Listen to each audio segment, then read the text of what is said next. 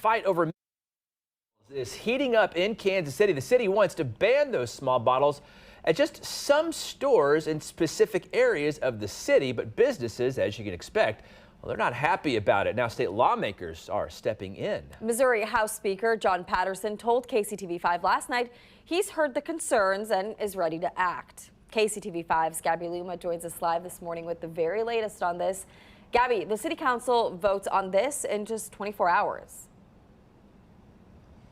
Yes, Carolina. And just as you said, John Patterson, he is really not waiting around on this. So he is trying to push a measure that would at least amend a already existing House bill that would block the ban of this liquor bottle ban, of course, that the Kansas City is trying to pass here. Now, Patterson does want to attach his own language to House Bill 3347, effectively overriding Kansas City leaders' decision. Now, in a statement, he calls the mini bottle proposal misguided, saying it punishes stores in, quote, already economically depressed areas and puts some businesses at a disadvantage. The bottom line, Kansas City could pass this ban tomorrow and still have no power to enforce it, adding to legal questions experts already raised with us.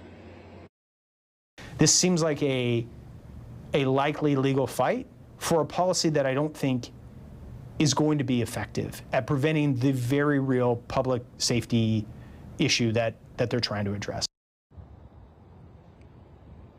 Now, if lawmakers do approve this measure, this would obviously effectively ban the Kansas City leaders from banning it here in Kansas City.